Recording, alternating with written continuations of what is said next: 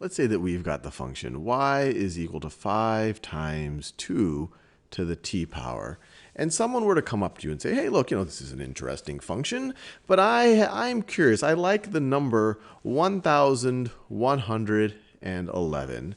And I'm curious, at what point, for what t value, will my y be equal to 1,111? And so I encourage you to pause this video and think about it on your own. At what t value will y be equal to or roughly equal to 1,111? And if you see the need, you might want to use a calculator. So I'm assuming you've given a go at it. Let's work through this together. So we want to say, when does 5 times 2 to the t power equal 1,111? So let's write that down. So when does 5 times 2 to the t power equal 1,111? So whenever we're doing anything algebraically, it's always a little bit useful to see if we can isolate the variable that we're trying to solve for. We're trying to find what t value will make this equal that right over there.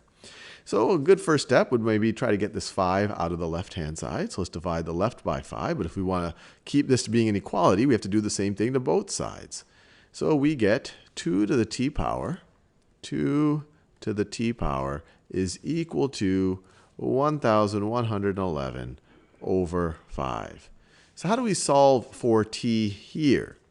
Well, what function is essentially the inverse of the exponential function?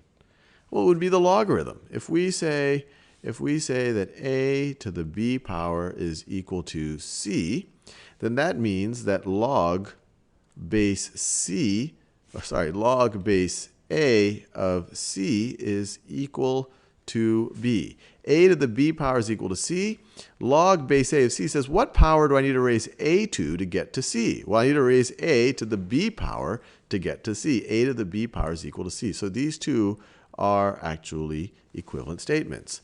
So let's take log base 2 of both sides of this equation.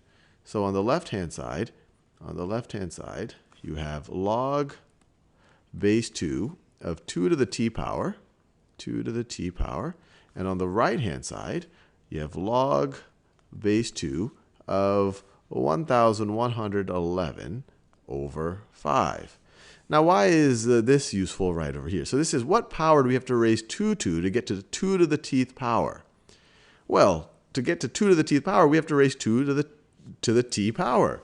So this thing right over here, just simplifies to, this just simplifies to t. That just simplifies to t. And on the right-hand side, we have log base 2. We have all of this business right over here. So I'll just write it over. T is equal to log base 2 of 1,111 over 5. So this is an expression that gives us our t value. But then the next question is, well, how do we actually figure out what this is?